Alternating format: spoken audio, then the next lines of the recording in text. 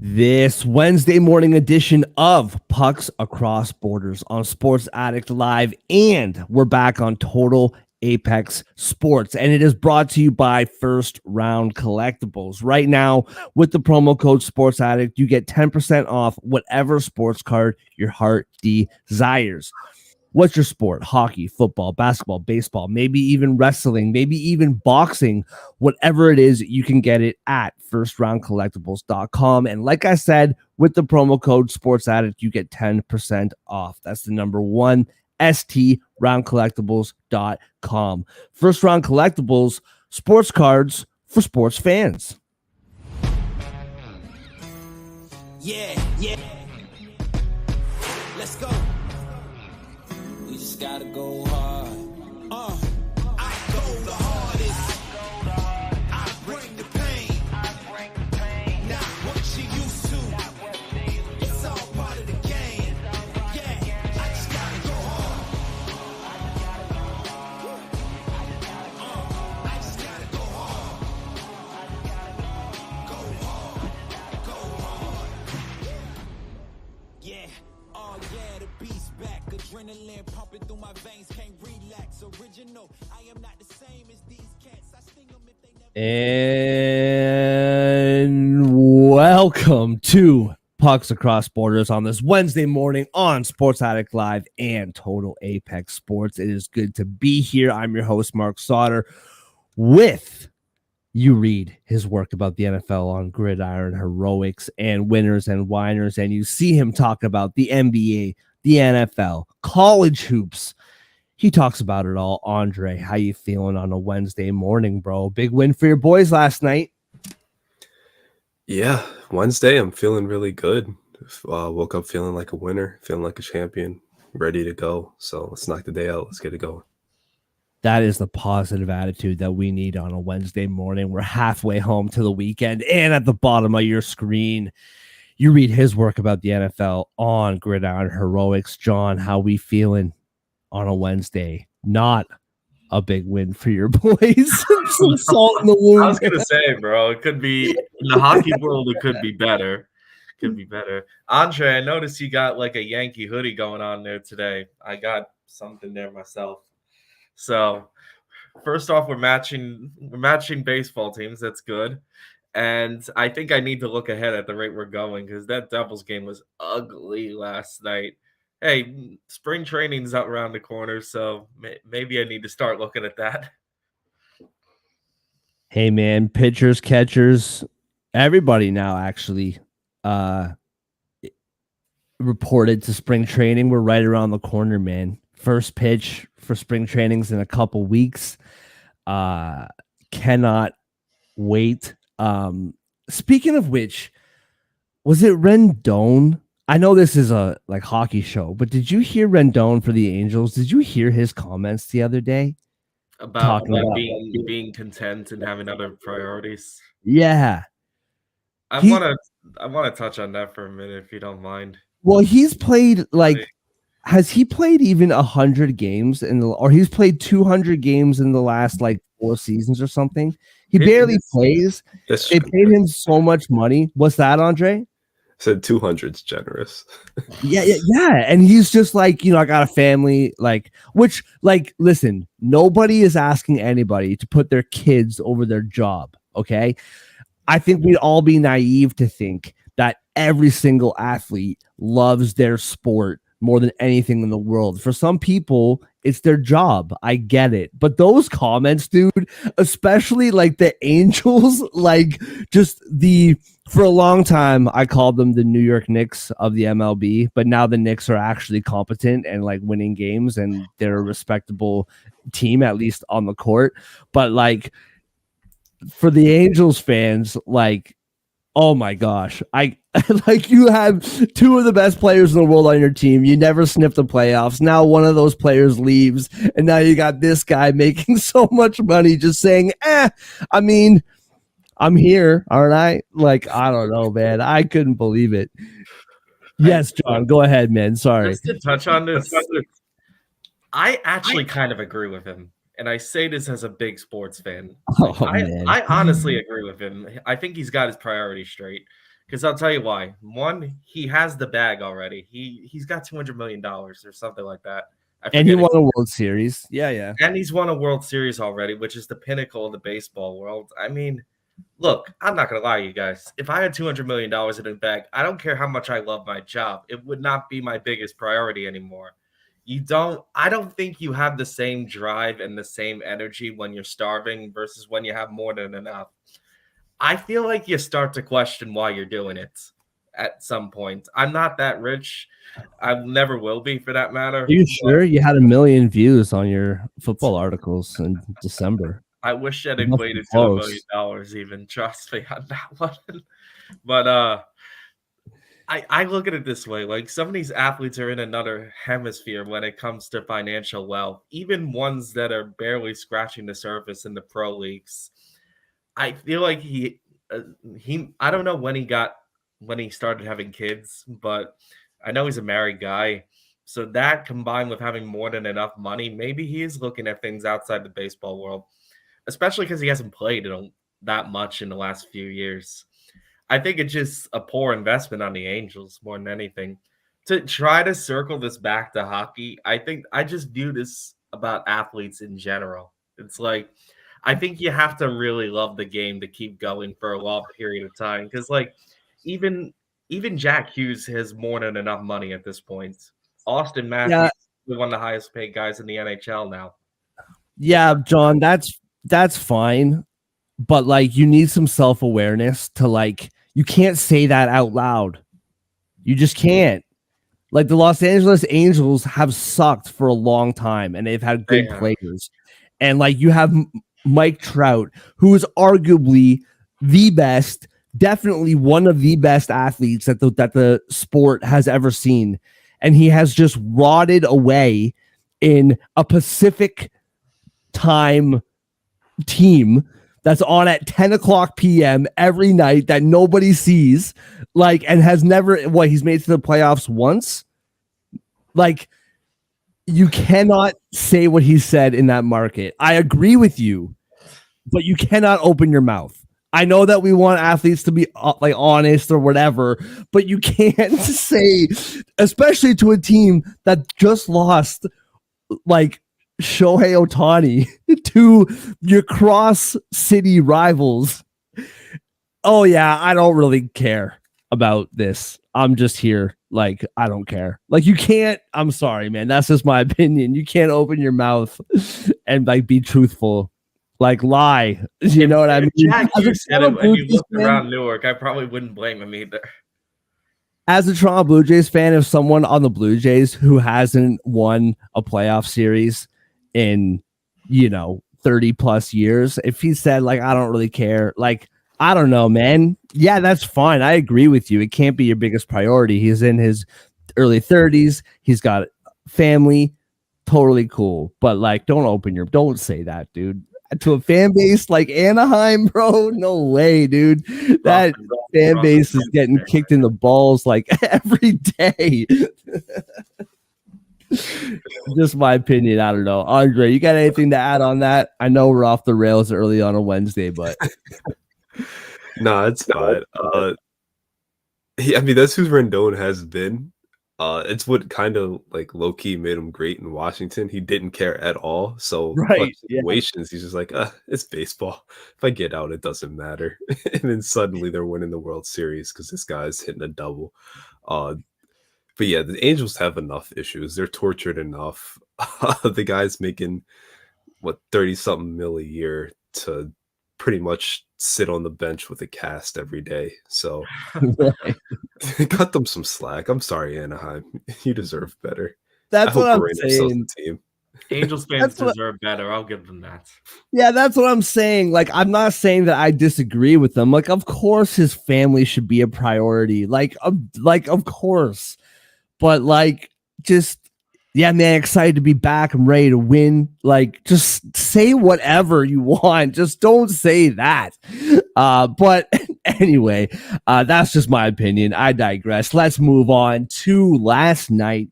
A very busy night in the NHL. Not as busy as Monday, but still lots of drama to be talked about. And let's get into our takeaways.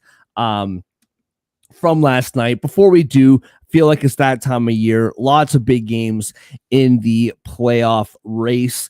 Tampa Bay and Detroit both did not play last night, which is good news for the Devils, who lost again. They are still 4 points back, but the Islanders win. They are now also 4 points back. Washington wins. They are 6 points back. Pittsburgh loses in overtime. They get a point, but they are 8 points back. Buffalo plays tonight. Don't look now, but they are 12 points back. Maybe Buffalo. Oh, Montreal too. Maybe they're hot on the heels of the Devils. But that is the playoff race in the East. And in the West, Kings win again. They are now 6 points up in that first wild card spot, 6 points up of the Blues, and 1 point back of the Oilers, who play a big game against the Bruins in Edmonton tonight.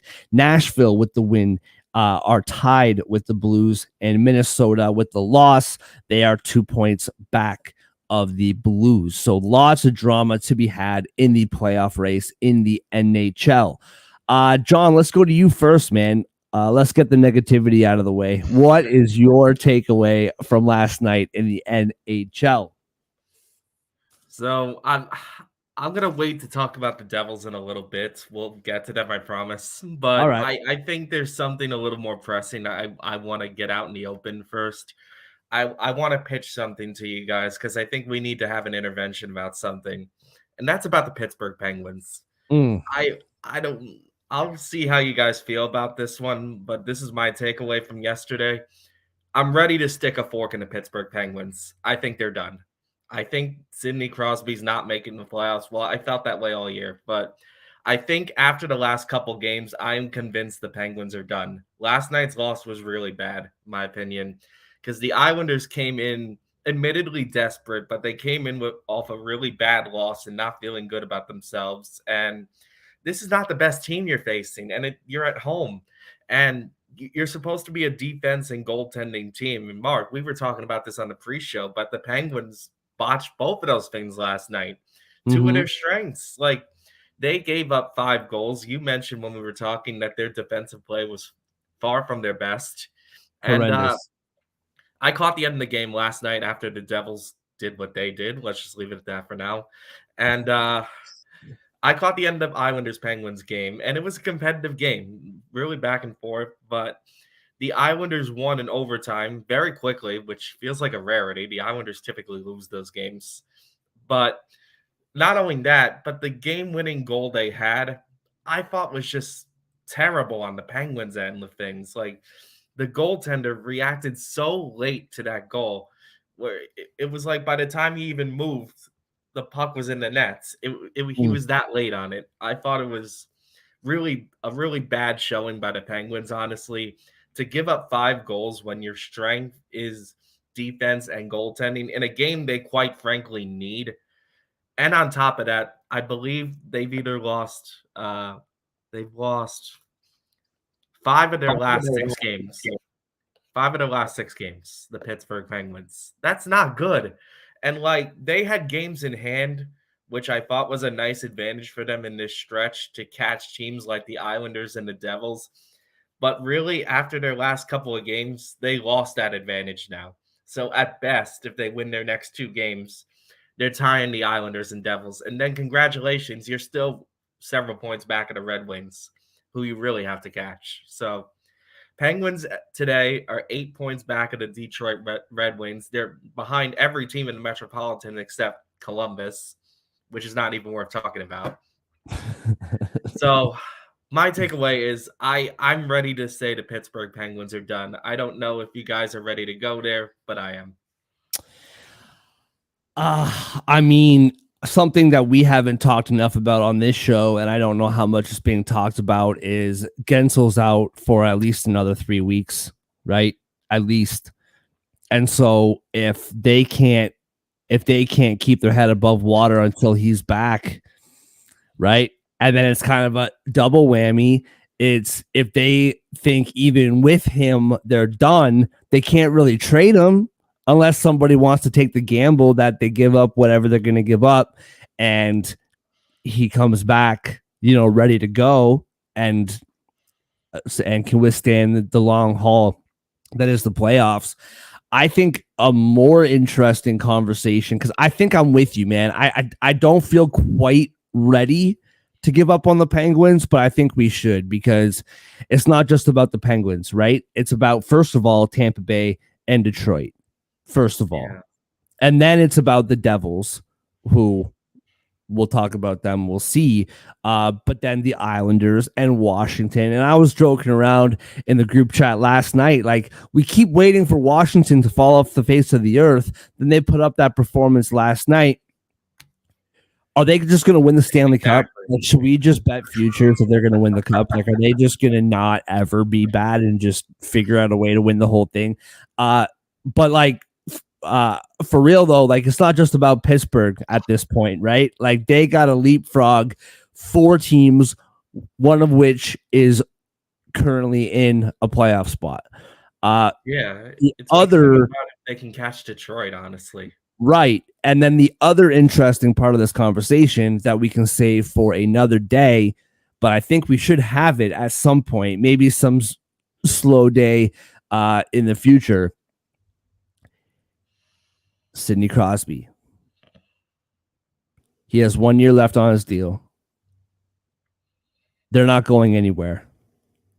Do we think they're going to be going anywhere next year? Does he want to stay on a team for the rest of his career that is not going to go anywhere?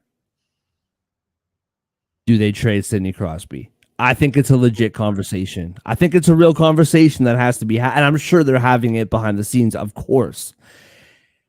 If he doesn't want to go, he's not going anywhere. But if this team actually wants to rebuild, I think they got to trade him and Letang and all those guys. Like, I don't know. I think they made their final push. Yeah. They signed EK. I don't know. I think it's a legit conversation. I think this is something, like you said, we can go more in depth on in a later episode. But you bring up some good points, man. If the Penguins keep going down the way they're going, I think this is something we're gonna have to talk about for sure. You're not crazy, man. I think that's a legitimate argument. Yeah. I mean, their rebuild, they've been hanging on for dear life. And the retooling or Exactly. whatever. Before we get on to Andre's takeaway, Andre, you have anything to add to the Pittsburgh conversation? Very intrigued by that. I hadn't even considered the possibility of Crosby getting traded, like, let alone Letang, Carlson, whoever. But it's a very interesting conversation. Yeah, we're gonna have to dive Love into to that have. one on a future episode. Yeah. But no, nothing much to add. I think I was high on them earlier, Me too. like headed into 2024 and then headed into the break. I think I'm ready to stick a fork in them. I think the Gensel injury left them kind of without a team good enough to win, and then just without a direction. Because if they were going to sell, he was going to be the most intriguing piece. Yeah. So Definitely left them exposed for sure. Yep. In the depth department. What's your takeaway from last night, bro? What do we got? So Vancouver, I know I picked against them, but they lost in Denver last night 3-1. 3 straight losses for the first time all season. Yep. I'm like, I understand every team loses 3 in a row at some point. I thought everyone had already lost 3 in a row at this point of the season. I was stunned when I realized that Vancouver hadn't had a 3-game losing streak until freaking almost March of 2024. So, I mean, obviously they're still in great shape. This isn't a panic button or anything, but they're in a bit of a slump. Probably the long-awaited slump that every team goes through at some point. Not going to cost them the division, you won't think, unless it extends to like 6 or 7 games. Can't see that happening with this team. They lost to 2 really good teams, and then the refs in Minnesota between that. So it's not the end of the world, but kind of crazy how underrated and good they've been all year consistently, that it took them almost game 60 to lose 3 in a row. Yeah. And I mean, that they're 10 points up on Vegas right now. So I think you're right. I think they're pretty comfortably in that number 1 spot in the division. They got Seattle on Thursday. They got Boston Saturday, Pittsburgh Tuesday, Kings next Thursday. Some challenging games, but I think the majority of those games you'd think they could win. The last time they played Boston embarrassed them. So we'll see kind of what happens. But I mean, you called it with Thatcher Demko not seeing the ice at all in that 10-7 game on Monday. He played phenomenal. And I thought that Colorado really let Vancouver hang around. I thought Vancouver, if they were winning going into the third period, I thought they could absolutely win that game. But with that game tied, you just knew that those tired legs were going to catch up to them eventually. My takeaway from last night, I think I have one takeaway with an honorable mention. I've been pretty high on Nashville all year long. I always thought that this team could make it into the playoffs. In more realistically than not in those 2 wildcard spots. Huge win last night against Vegas. They're up 4-1 going into the third period. Vegas made it super interesting, making it 4-3 with 5 minutes left. But Nashville gets the empty net. They solidified the win. I was telling you guys pre-show that I'm watching that game and I'm listening to the names being called. And Nashville has some really good players, man. Like, this team, I feel like should be better than their record indicates. And they were super hot in November. There was a stretch where they were like 13-3 or something like that. And they've been somewhat mediocre since then. But they got some really good players. And I'm really curious. Like, I don't know if it's quite St. Louis Blues of 2019, not in a playoff spot in January and then go on this epic run and win the Stanley Cup. But we've called them cockroaches all year long. And if they can get into the playoffs, I mean, you asked the question, John, pre-show, like, can they beat Vancouver in 7 games? I don't think that they can make a run, but we didn't think that St. Louis could make a run all those years ago. Florida last year. Now, mind you, the year before last year, Florida was a President's Trophy winning team, but they limped their way into the playoffs, got that last wild card spot, and went on this epic run to the Stanley Cup Finals, where they eventually lost it, but they got there. So Nashville, man, I'm not saying they're going to go on this run. I'm just saying I think they're a much better team than they have been over the last few months. They got some good players, and the question there is, do you trade some pieces? Do you buy? And I don't think you trade anybody, man. I think you got Ryan O'Reilly. I think you got Nyquist. You got these players to make a run. So get there. You're not going to get some crazy draft pick if you slip. And you're not going to get a crazy draft pick if you make it. But if you make it, you will make money in the playoffs. You will make some money. So get there, see what happens. Honorable mention, I've been talking about the Kings all week. They're 5-1 with their new coach. They win last night. Not more importantly than the win, because 2 points is 2 points. But Pierre-Luc Dubois gets 2 goals last night. Fiala gets a goal last night. Those are 2 of your dudes that you need to be 100 times better than they have been this year, especially over the last few months. So, yeah, you got the win. That's huge. I think seeing PLD net 2 goals, I think that has to be like not a full, because it's only 1 game, but you need him to be the million player that you signed him to be.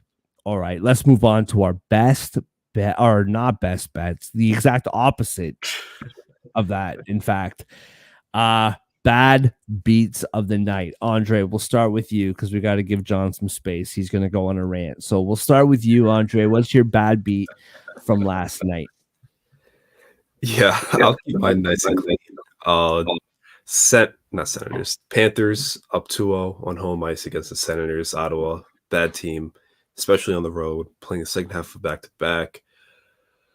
I mean, Florida's obviously gunning for the Atlantic Division title and the President's Trophy, so really good team. You think, they got this in the bag, like whatever. And then they don't. Game's tied. Suddenly, game heads to overtime. That easy -1.5 that you pretty much have banked because they're shutting them out. It's not like, it's 3-1 or whatever, 4-2. It was 2-0. Like, you feel really good about it. Doesn't come to pass. So -1.5 evaporates to a 3-2 OT win. Kind of annoying that they got both the points with where the Rangers are in the standings, and they didn't get the 1.5 for me, but it is what it is. Yeah. That's a frustrating one for sure. And I do think for Florida, though, that's one of those wins, man. Like we talked about it before. Like, I think, you either beat like Ottawa by 3 or you choke the game away. And for them to kind of have the resolve to get the job done and to win, I think shows some championship stones, if you will.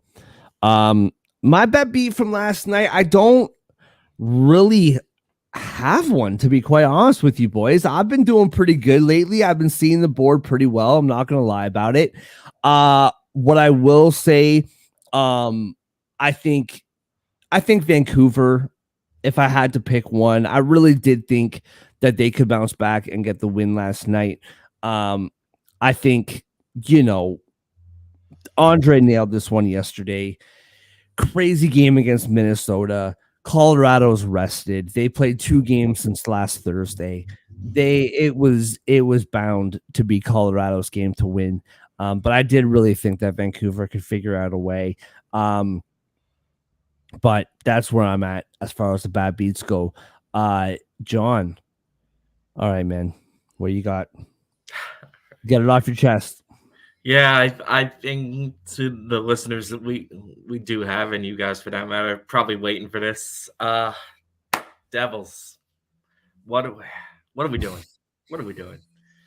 I mean, we said on yesterday's show, the Devils, on paper, that should be a game the Devils win comfortably, I might add. Even I was scared to go on the puck line yesterday. Okay, fine. But you should at least win the game outright. And the reason why I'm relating this to a bad beat, because I said yesterday, they played 3 times this year already before that meeting last night, and most of them had been high-scoring games. And I felt like with Dawes, and Dawes did play last night, I felt like as long as he played, it was going to be a low-scoring game. For the first 2 periods, I felt okay about that. I was a little disappointed the Devils were coming out flat, but I kind of understood it because Ken Danico said this on the broadcast last night that they were probably still very emotional over the Philadelphia win at MetLife. So, okay, fine. 2-1, I can live with that. But the third period, I can't live with that. I don't turn a Devils game off in the middle of it too often, but last night I had to. Like with 8 minutes to go in the third period, I think I just turned the game off. I couldn't take it anymore. It was 2-1 heading into the third period. Washington wins that game 6-2. 6-2. The Devils gave up 3 regular goals and I think an empty netter near the end, something like that. Maybe not. Point is, they allowed 4 goals, and quite frankly, the Capitals are one of the 5 worst teams in scoring in the entire league. So to give up 6 goals to them is atrocious, and I was disappointed Dawes took a step back, and the Devils just came out flat, man. Like, every time the Devils have progression and make real progress, it feels like they take a step back at some point. And last night was just one of those games. I understand the Devils can't go 82-0, but come on, man. You gotta beat the Washington Capitals.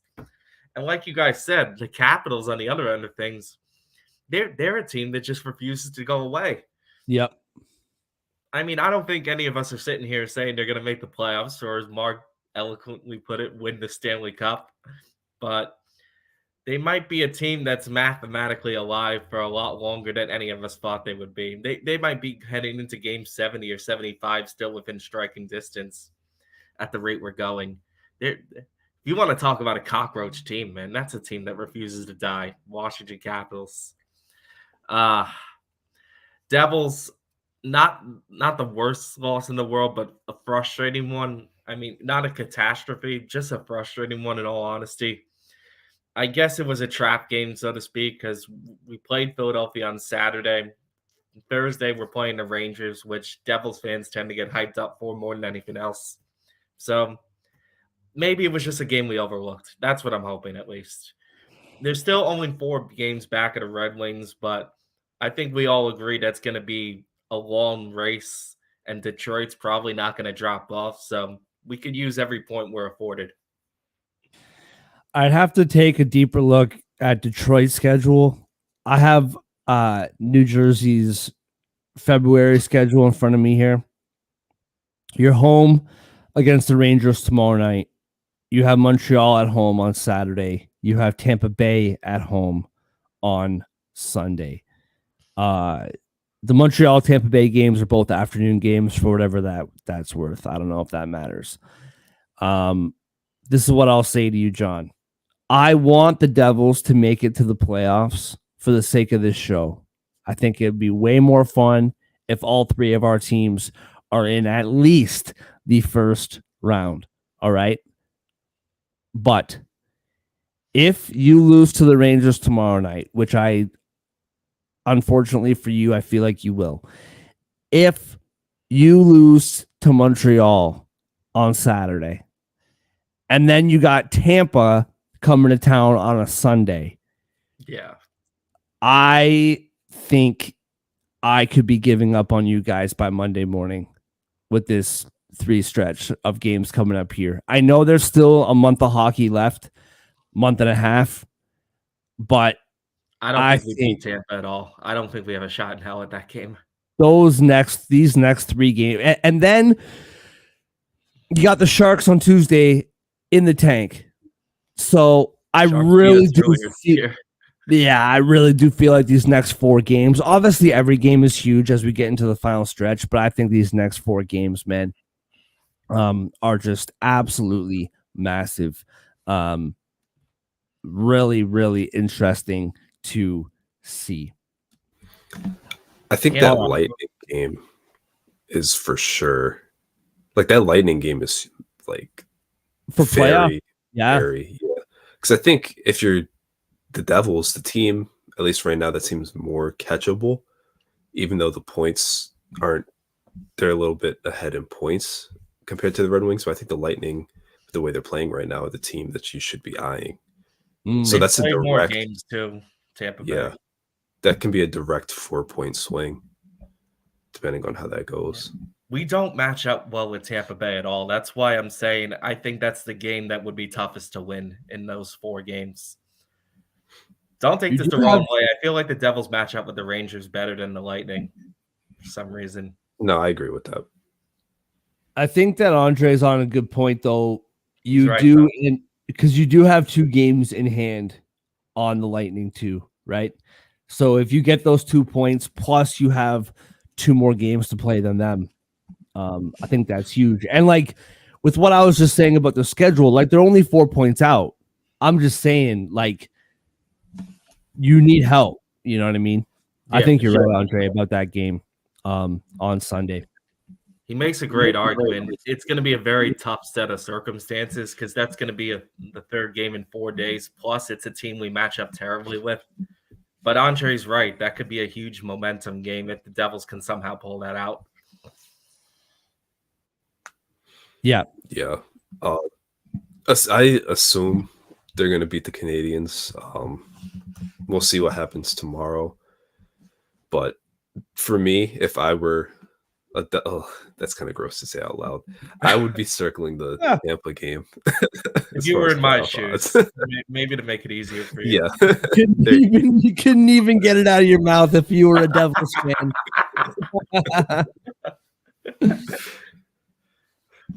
Well, talk about that Montreal game on Saturday. Speaking of Montreal, let's get into the 5 games on the ice tonight.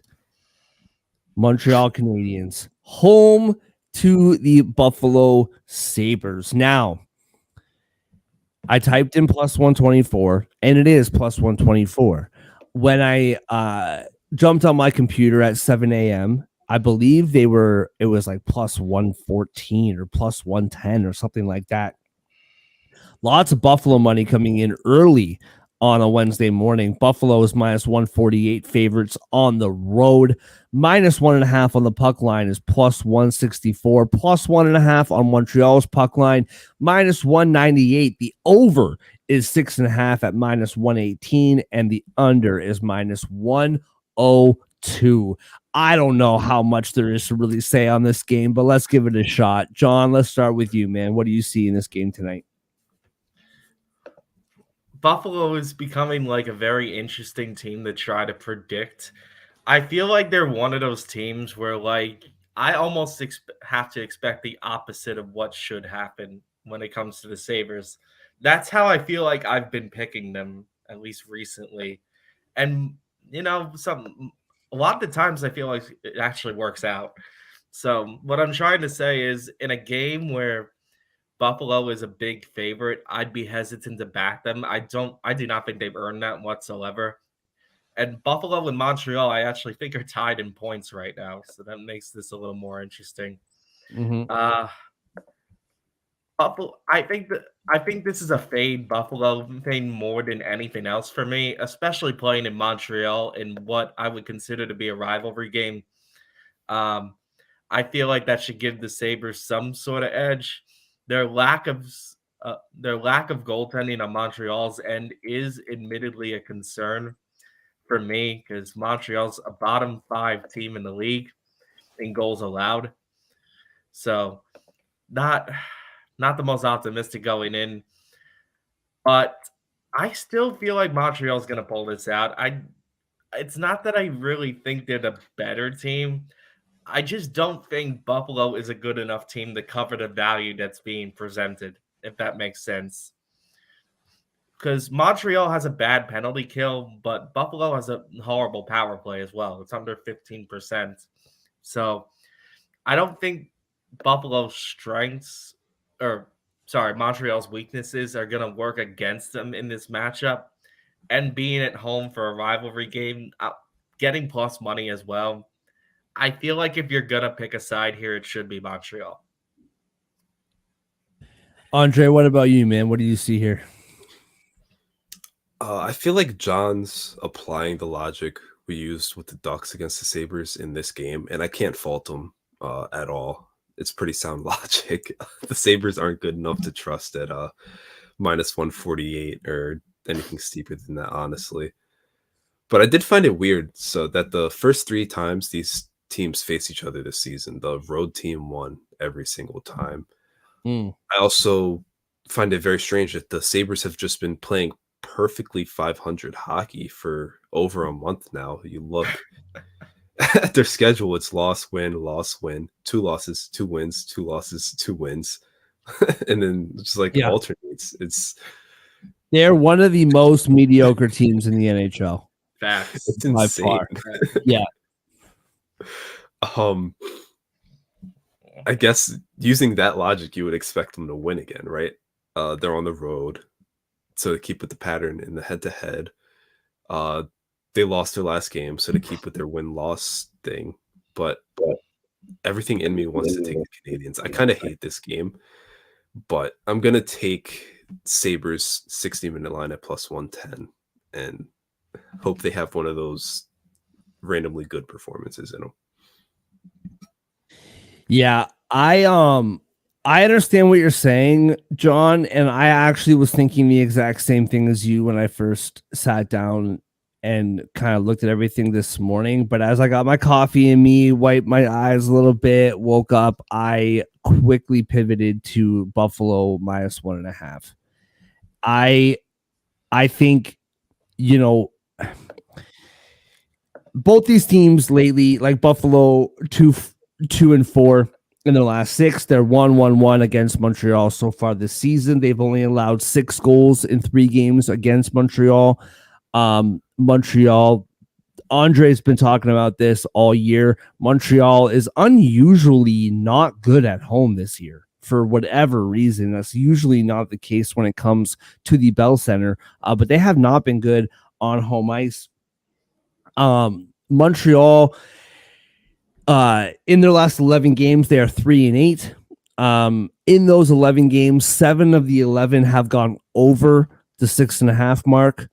I do see this game going over as well at -118. And I think if it goes over, I don't think Montreal can keep up with Buffalo. We've been watching this Buffalo team, man. They'll score 1 goal and then they'll score 6 goals. Like, it's just an anomaly the way that this team scores. I just feel like Buffalo, they are they've been playing better hockey over the last little bit. Like you said, though, they are mediocre.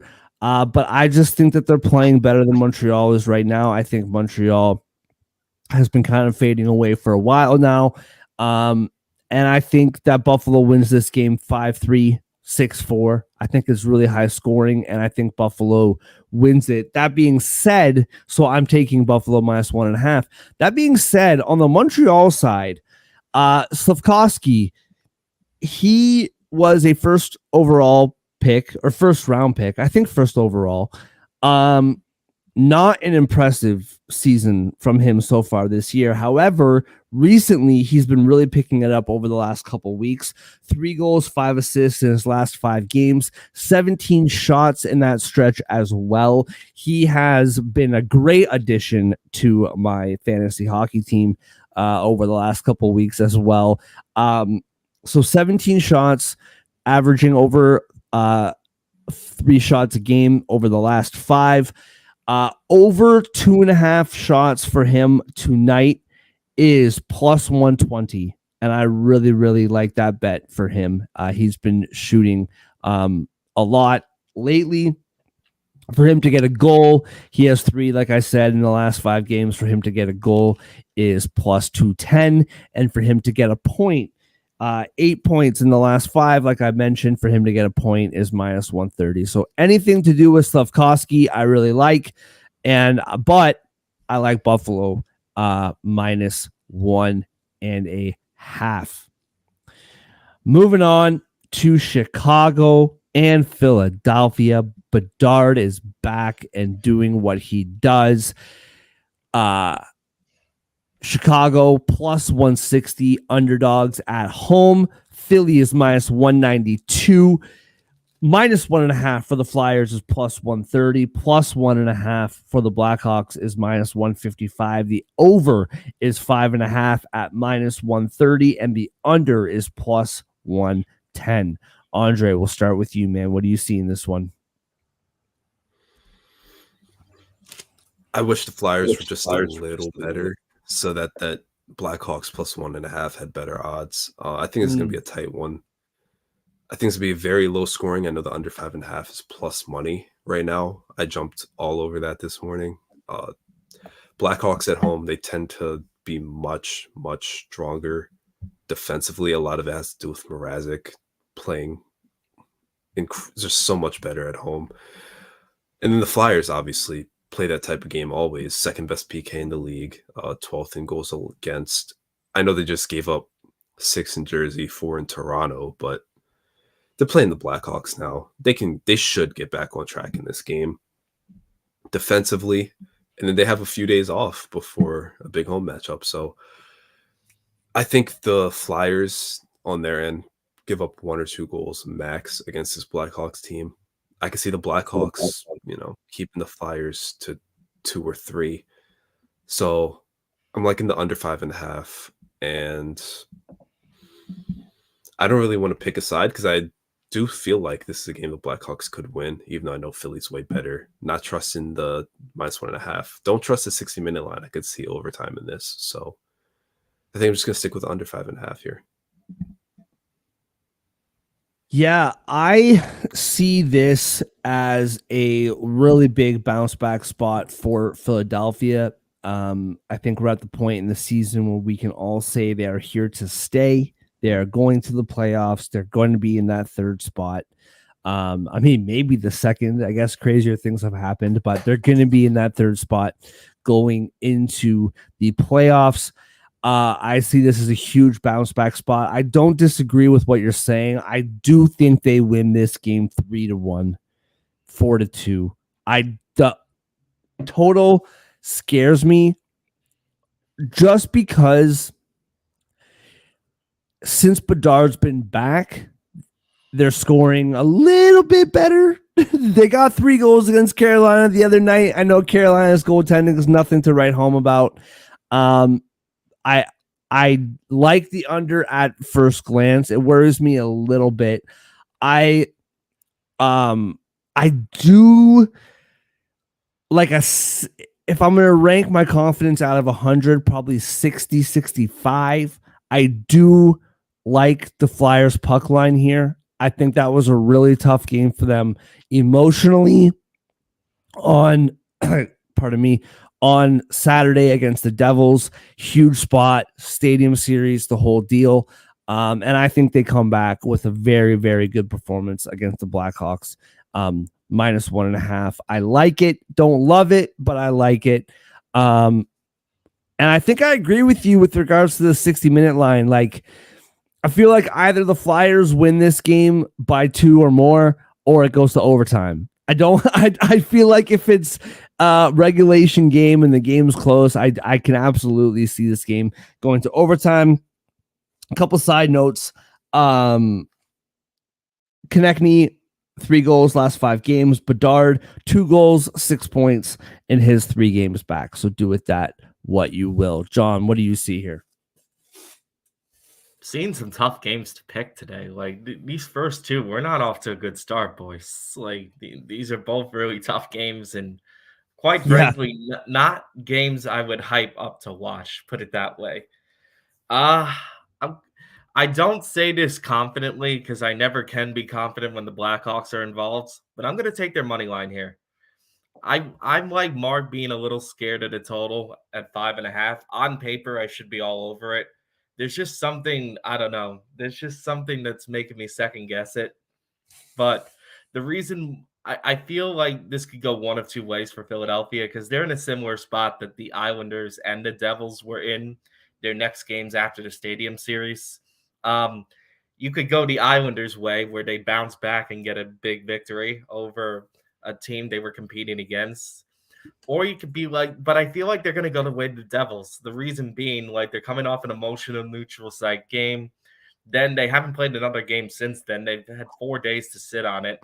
But the problem is they play the Rangers right after this, just like the Devils. And they're playing, quite frankly, an inferior team on the road. Again, just like the Devils. And Philadelphia doesn't really score. Like, I know their goaltending is better than the Blackhawks, but I think they could be had, especially the way the Blackhawks tend to play at home. So, and Bedard, he could be good for a goal. You never know. So, I don't know. I just feel like this is a game where the Blackhawks might have some value here, plus 160. I could see Philly getting upset.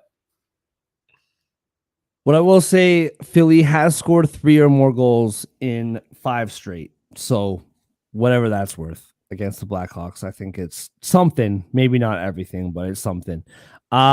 Moving on. So you got 2 games, one at 7, one at 7:30, and then the rest are all late night games. So whatever you got to do to get done in the early evening, get it done. This might not be one of the games that you're getting it done to watch, but this is where we start. Columbus is in Anaheim after losing badly to the Kings last night. -130 Okay, minus 130 now are the Ducks. It has moved in the last hour. Minus 130 are the Ducks at home. Plus 110 now are the Blue Jackets on the road. Minus 1.5 for Anaheim is plus 180. Plus 1.5 for the Blue Jackets, minus 218. The over is 6.5 at minus 118. The under is minus 102. Just like the Buffalo Montreal game. Don't know how much there is to be said. Although we did talk about Buffalo Montreal more than I thought we would. Andre, what do you got for this game? You got anything? Fade Columbus. That's all I got. Love it. That's all I can muster for this one, honestly. Sabres Canadians was more intriguing to me. This one's just kind of bleh. I will say that I feel like the Ducks, ignoring what happened in Toronto, a bit more competitive, a bit more fight to them right now in these days than Columbus does. So that's pretty much all I got. Columbus did play yesterday too in LA. Yep. No travel, but still back to back. It's a tough spot for a bad team. So I'll take Anaheim minus 1.5. Yeah, I mean, the thing with Columbus is they never just lose one game. They always, since December the 21st, if they lose one, they're losing multiple, whether it's 2 or 3. They never just lose one and then win one. They lose and then they lose again. So I see them losing this game tonight as well. And I think, like, we know what the Ducks are. They looked somewhat promising at the beginning of the year, but we knew what we were going to get from this team. We knew that they were most likely not going to make it into the playoffs. But after getting trounced by the Leafs on Saturday, that game against Buffalo on Monday, that showed a lot, right? I know it's Buffalo, but they came out, they were down against Buffalo early, and they came back and they won that game. And I'm with you. Puck line, I don't know. I think it's a little bit pricey, but the minus 130 on the money line, I can settle for it. I don't disagree with the puck line. I think with the Ducks, though, it is just kind of playing with fire. But it is Columbus that we're talking about as well. What I will add, Vetrano. So Vetrano has 4 goals, 8 points in his last 5 games. If you want to get him as a goal scorer, Vetrano is plus 180.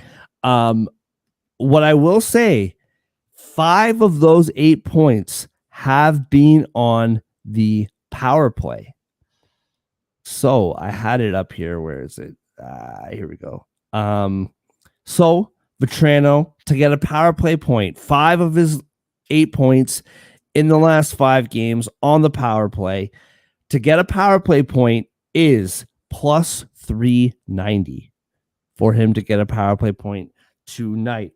I know that the Ducks power play 19th in the league, not atrocious, not good, but you're dealing with a 27th penalty kill in the league with Columbus. So Vetrano, 5 power play points in 5 games, plus 390 for him to get one tonight. That's my favorite bet from this game, to be honest with you. I think I can count on that more than I can count on any side here. John, what do you say? Can I just say, outside of one obvious game tonight, this slate is putrid. This is getting hard to talk about right now with these games today. But I know we're gonna get to one epic clash later. But focusing on this game, Columbus and Anaheim, I feel the same way you guys do. I think this is a fade Columbus pick more than anything pro Anaheim. But I will say, of all the teams that I can consider objectively bad in the NHL, I weirdly trust Anaheim more than any of them. So they're a team I tend to rely on these type of matchups. They look good on Monday against Buffalo. That's not fully why I'm picking them. Columbus is also on a back-to-back where they just didn't look like they showed up against the Kings at all. Maybe they just want this road trip to be over. I don't know. I think they've been out in California for a while now because they played San Jose before that. So tonight, I think we're all taking Anaheim, but I think we're taking them in 3 different ways because Andre has the puck line, Mark's going money line. I'm going to take the 60-minute line here. I agree with Mark that I trust Anaheim more, but not quite enough on the puck line to back them. But I feel like with Columbus playing back-to-back, Anaheim, for all intents and purposes, should win in regulation here. Keyword should. So I trust them enough to do that at least. So give me the 60-minute line to get slightly better value here. All right. The juggernaut game, the Clash of the Titans that John was referring to. Toronto Maple Leafs in the Arizona. This is the one you meant, right, bro? This is the one you meant. Yeah. Toronto Maple Leafs. Toronto Maple Leafs and the Arizona Coyotes. I had here we go. Minus 205 are the Leafs on the road. Plus 170 are the Coyotes at home. Minus 1.5 for Toronto is plus 120. Plus 1.5 is minus 142. Over 6.5 is minus 125, and the under is plus 105. All right. I want to talk to Leaf as we do. I'm a Leafs fan. John's a Devils fan. Andre's a Rangers fan. If you're new to the show, those are our teams. Whenever we talk about our teams in the previews, the fan of the team goes first. So I'll take this one first. I want to talk to Leaf fans for a sec. The Toronto market is insane. We love talking about third string goalies. We love talking about the Ryan Reeves contract and the fourth line and Pontus Holmberg and Benoit being the next coming of Bobby Orr because he's played one good month in the NHL. We love talking about this stuff. We need to just stop and appreciate what we get to witness 3 times a week from Austin Matthews. We talk about lack of playoff success, and rightfully so. Will him and Nylander and Marner and Tavares, and will they finally step up in the playoffs? Will he deliver a goal a game in the playoffs? I get it.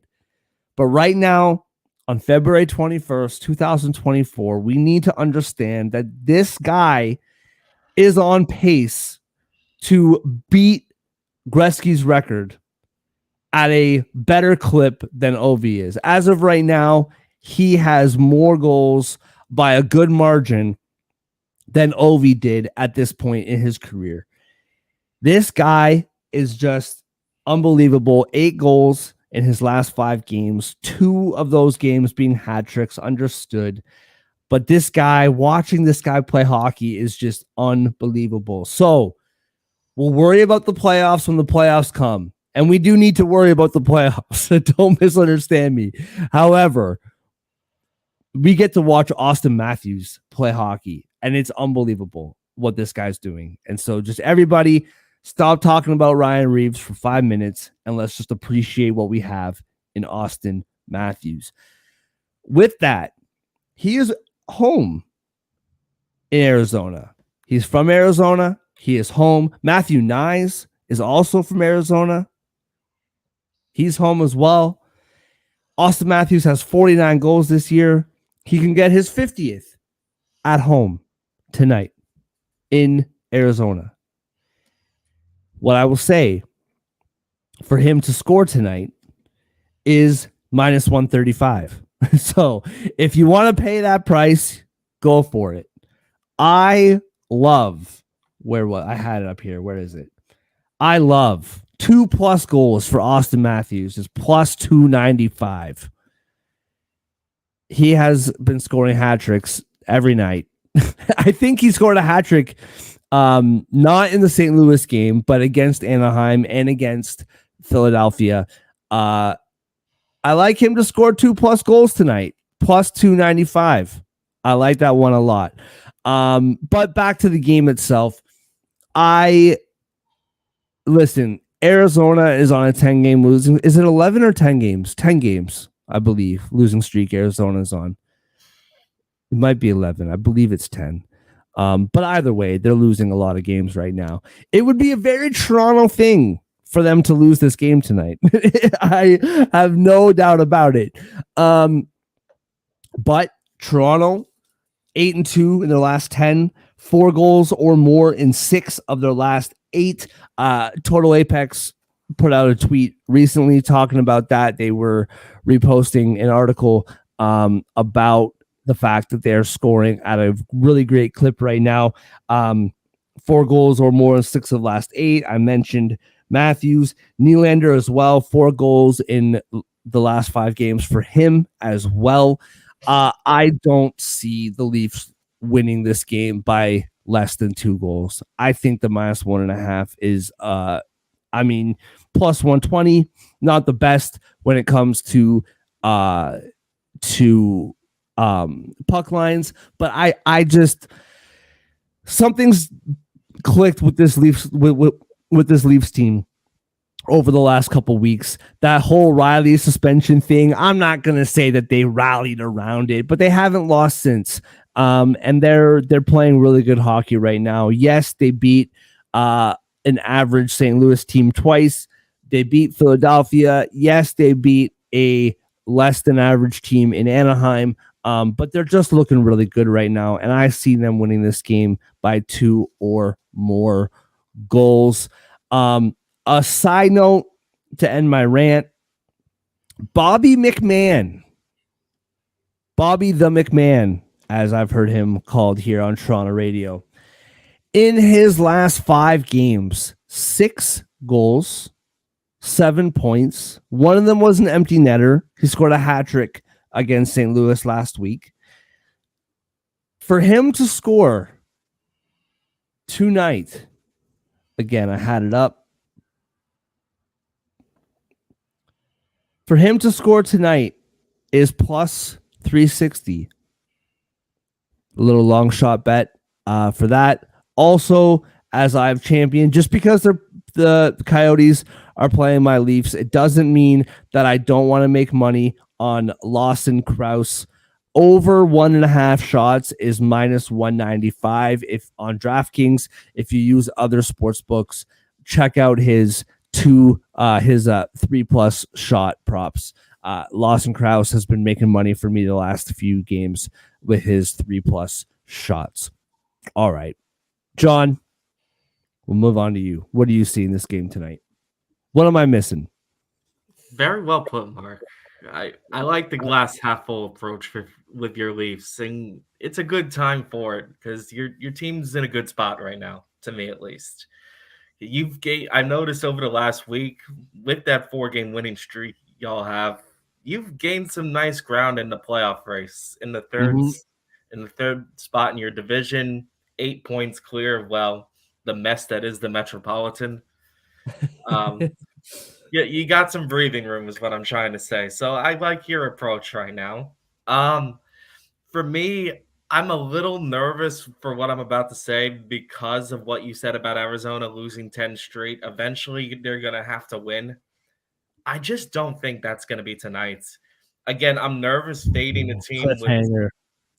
He left me hanging there, Andre. I thought he was going to, but he pulled it back.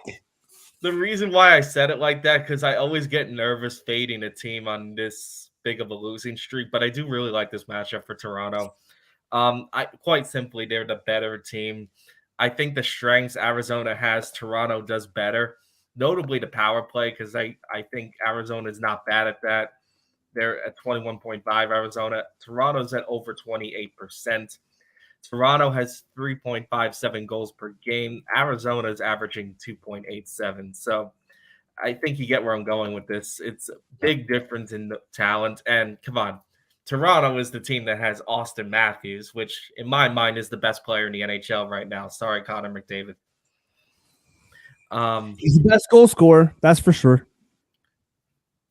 Yeah, maybe that's a hot take, but he's certainly playing like the best player in the league right now.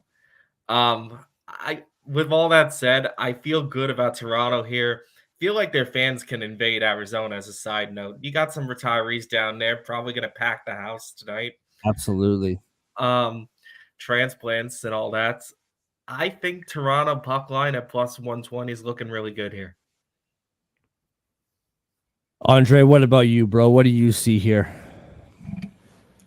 To John's point, Nice allegedly has like 50 to 60 people coming to the game tonight, and in Arizona State's arena, that's literally an entire section. That's 1% of the building. So That's like 20% of the stadium. so I think it's gonna be Yeah. this crowd for sure. I mean, what else is there to say? Morgan Riley gets suspended. Leafs decide, you know what? We know who we are now. Go on a roll. Yotes, sky's falling a little bit. Not in the Chicken Little way, but they're not doing anything right. I can't see this game being close. It would be the Toronto thing to lose, I will say, but they're not going to lose. This team is firing right now. Austin Matthews, I'm glad you brought up the 2+ goals thing because I was going to ask you about it. Give me Maple Leafs -1.5. Matter of fact, I've already picked Maple Leafs -1.5, so I don't know why I'm pretending like I need to think about this. Yeah, I did too. This is a no-brainer to me. Yeah. Well, so two quick things. I'll just throw this out. Matthew Nyes plus 295 to score tonight. He did score the other night, the other day, I should say, as well. And listen, just a little pep talk for Toronto. I've watched a lot of the Arizona Coyotes over the last few months, all year really, but specifically the last few weeks. We've talked about this, you guys. They play these teams really close. They were beating Edmonton going into in the third period, right? But Edmonton got it together and they won. They played really close against Vegas. They played really close against these good teams, but the good teams pulled away. So, yeah, I can see this game maybe being a bit more competitive than we think because the Coyotes have been playing competitively. The good teams are finding ways to get over it and beat this team. So Leafs, like, let's go. The Oilers, Vegas, the list goes on. The Colorado Sunday night, the Leafs got to win this game. And we'll see what happens. I do love watching games at the Mullet and the fact that the Leafs are playing in it. I'm actually pretty pumped for this game tonight. All I ask is that the Coyotes wear those classic 90s jerseys, man. Those things are freaking dope. All right, let's move on to the last game of the night. This is the game that John was referring to. Let me clarify that. Boston in Edmonton. It's a 10 o'clock start. Is this game on ESPN or TNT? Do we know this? I feel like it is, right? Yeah, it's on what's it called? It's on TNT and Max. It's streaming on Max. There we go. That's a good prime time. That's a good mainstream game for sure. Edmonton -148 at home. Boston +124. -1.5 for the Oilers is +180. +1.5 for the Bruins is -218. The over is 6.5. The under is the over 6.5 at +100, and the under is -120. John, we'll start it with you. What do you see in this game tonight? By far, you're right, by the way. I was just joking about the Leafs thing. This is by far the best game of the night, for sure. I knew I threw some shade at Connor McDavid before, but I will say this. We talked about this long ago on a previous episode. Him being what he is right now is good for these national games because I'll just say this on the American side of things. I do not think TNT would have bothered to have this at 10 o'clock on national television if he wasn't there and the Oilers were doing what they were doing. So shout out to them for actually giving America a really solid matchup tonight on national television. So, and this is, I think we could all agree this is the game of the night. In terms of Edmonton, Boston, I talked about this a couple days ago with Boston. Yesterday's show actually, that Boston came up with a nice win over Dallas, and I think it was a win they needed. And Florida showed why they needed that win by beating Ottawa last night in ugly fashion, but they still won and took the division back. Edmonton, no secret, they've been playing very well too. They're comfortably in the playoffs in the West. I think this is a measuring stick game for both sides, I would say. Boston, I think, needs to see if they can play with a team that has as much firepower as Edmonton has. And I think Edmonton needs to see if they can play with a team that I think is more well balanced, I would say, with Boston. And I think Boston's a better goaltending team than Edmonton as well. So good test for them here. I think this will be a close game. This definitely is not an obvious pick, in my opinion. You could talk me into either side. I am personally leaning Boston for a couple reasons. One, I think the value's there with the plus money available tonight for the Bruins. Second, I think this goes back to my take a couple of days ago when they played Dallas. I felt like they needed that win to start gaining momentum in the right direction, and I think Boston got it. And my gut feeling says they're going to continue it tonight. Edmonton's the better scoring team for sure, but I think Boston can hang with them. They're not that far behind. I think it's going to be Boston's goaltending that makes the difference here tonight. Boston's good enough to keep up with Edmonton, in my opinion. They got a much-needed win on against Dallas Monday. I think they can capitalize that and start building a winning streak again. Give me Boston plus money here tonight. What about you, Andre? What do you see here?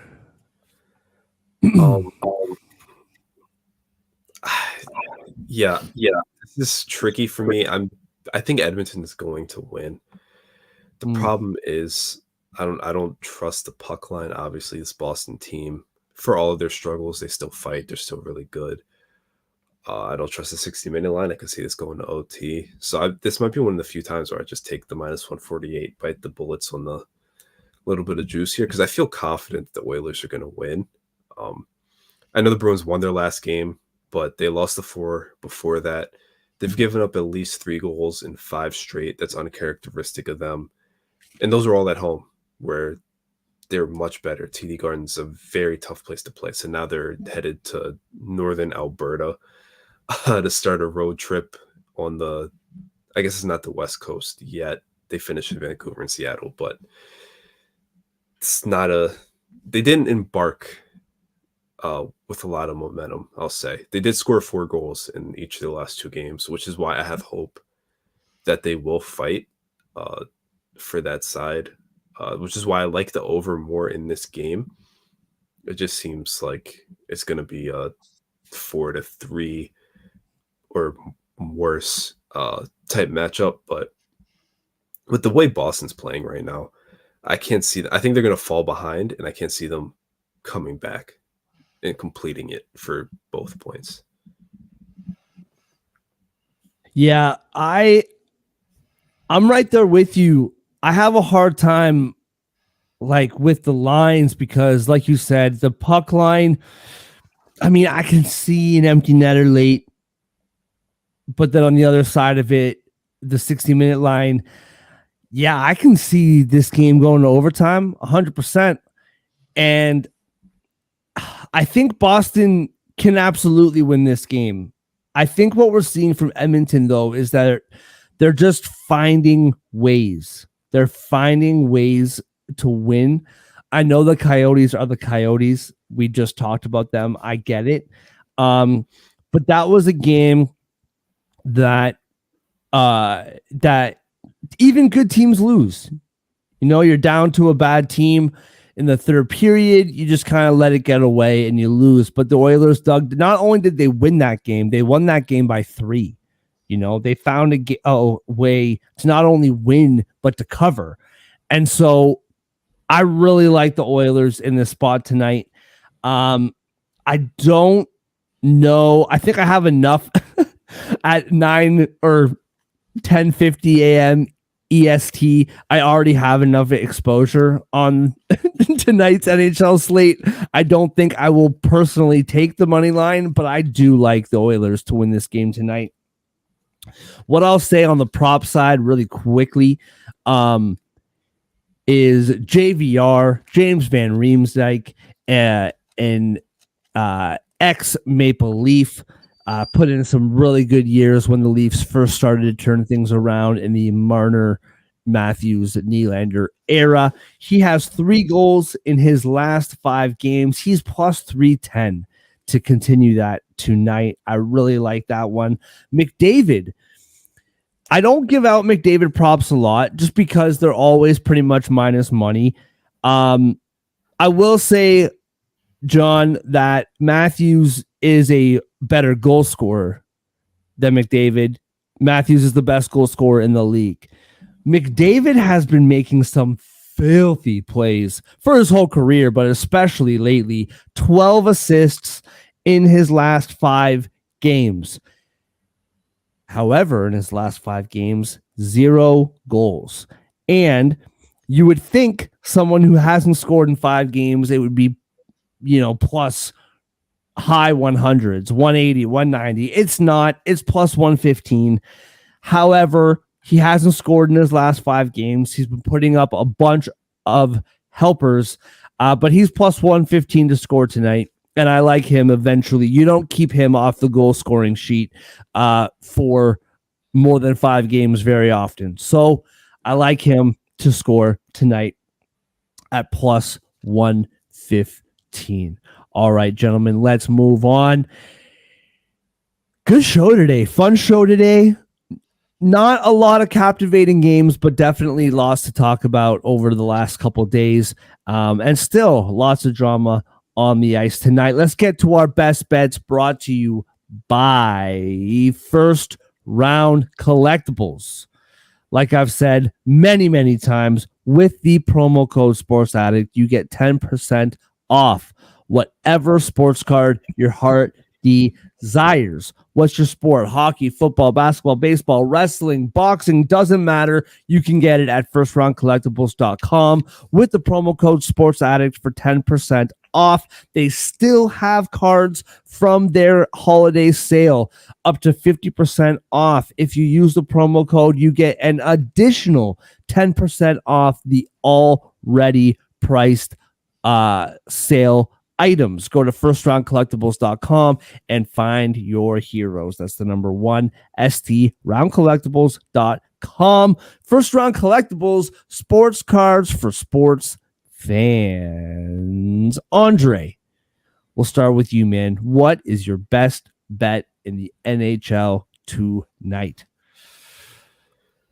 Well, shout out to Vegas for this one. They just changed the Flyers Blackhawks total to 6, and they don't have the alternate totals up yet, so I can't go back down to 5.5. So quick pivot to Boston Edmonton over 6.5. That's plus 100. Like I just said, Boston has given up 3+ goals in 5 straight games. Now they're on the road where they're facing one of the most lethal offenses in the NHL. And they give up more goals per game on the road as is. They scored 4 in their last 2, though. One of those was against the Kings, still a good defensive goaltending team. The other was a comeback against the Stars. The Oilers have given up 3+ goals in 7 straight games. So you're looking at a 3-3 game. Someone has to score the 4th to win. That's 7 goals right there. That's over 6.5. That's plus 100. I really like it, especially in the game with the Oilers involved, especially with them coming back home where they scored 8 goals their last time on the ice, an 8-4 win. So give me the scoring in Alberta. Very compelling pitch for your best bet, Andre. Absolutely love it. Side note, you're talking about the odds in the Philly-Chicago game changing with the over. We threw up when we talked about the Philly-Chicago game. Philly was favored in minus 192. They're now minus 225 within the span of half an hour. So lots of money coming in on Philly. John, what is your best bet, and why is it Philly minus 225 on the money line? I picked the Blackhawks during that segment. Oh, that's right. Line Plus, pick is getting more juicy. well, hey, yeah, you're getting plus 185 now on the Blackhawks. Do If you make the it. Blackhawks one of your best bets, dude, I don't know what. No, Do I it. they burned me too many times for that. Do it. Not here. So I'm gonna leave you. I'm gonna leave your Leafs to you, Mark, and pivot to a different direction. Um, I strangely like Anaheim tonight. Columbus is playing back to back. I don't think they're that good of a team. If I'm being quite honest, I think it's pretty clear. Anaheim is just a weird team that I trust a little more in this situation. Favorable matchup, in my opinion. I think they have just enough on their power play compared to Columbus, and I feel like facing Columbus on a back-to-back, Anaheim should be able to win this in 60 minutes. So weird, weird thing to say for a best bet. I did not think I'd ever go back to Anaheim, but I'm going to take them here tonight. You're saying 60-minute line or money line? I'll go 60-minute line. Well, we threw out the Anaheim money line at minus 135, and that is now minus 112. Ooh. So lots Actually, of Columbus. I might change that then because I was operating under the assumption it was minus 135. So Yeah, it's minus 112 now. for our parlay purposes, it does give us a little insurance too. So I think with the update in odds, I will change it to the money line. Oh, John, you're giving me the Maple Leafs. Honestly, I wasn't going to go to the Leafs. I feel like that's the kiss of death. Because not only if I lose, not only do I lose money, not only does my team lose, but our best bets also lose. That's like a 3, just slap, slap, slap. I was going to go a different direction, but you know what, man? You challenge. I'm going to take it as a challenge, and I'm not one to step away. I'll take the Maple Leafs minus 1.5 plus 120. I'll take that. Absolutely. I do think the Leafs win by 2 or more goals tonight. I think they absolutely should. I think the Leafs have been playing really, really well. Another thing that is a very Toronto market thing to talk about, but I am just going to throw it out here. I forgot to throw it out in the Maple Leaf Arizona segment. John Tavares was moved to the third line on Monday. And why that matters is his contribution has significantly gone down over the last few months. Still a very good player, still can contribute, still the captain of this hockey team. They've gotten 5 good years out of the 7 years on his deal. He's currently in his 6th year. The reason why that matters, though, is because Domi has been slotted up to the second line, which brings Tavares down to the third line, playing with McMahon, playing with Robertson, playing with really young players. And McMahon is scoring a bunch of goals. Robinson's been playing better. And you're also having Tavares playing against the other team's third line, right? You're having him play against worse competition on the line opposing him. So that, I think, is something, at least for the Toronto fans, to keep an eye out for. I think that does matter. It might seem like a very deep dive Toronto thing to talk about, but I do think that matters. And that's not the main reason why they're going to win by 2 tonight, but it is a change that they've made that I think does matter. So give me Toronto minus 1.5 at plus 120. Honorable mention, not part of the parlay, but it was where I was going to go before John challenged me. As I threw out earlier in the show, Slafkovsky for the Montreal Canadiens, 17 shots over his last 5 games. For him to get over 2.5 shots tonight is plus 120. I really, really, really like that bet tonight. So my main best bets segment bet is minus 1.5 Toronto Maple Leafs plus 120. Yeah, you're 100% right. In the comments, that's my best bet for the night. Honorable mention though, Slavkovsky over 2.5 shots at plus 120. A bit long-winded, but when I get a chance to talk about my Maple Leafs, man, I can't help it. Hey, I can't really fault you for that. We all kind of get there. But the Leafs puck line, plus 124. The Ducks money line, minus 112. The over in Edmonton, over 6.5 is plus 100. Put it all together, it's plus 748, gentlemen. Absolutely love it. Not an awful week for best bets. You got to watch the whole show though. Like we've been throwing out winners all week, but the best bets, it's been average, I'd say, but we're picking it up. 2 out of 3 last night. I'm feeling a sweep tonight, boys. Excellent stuff.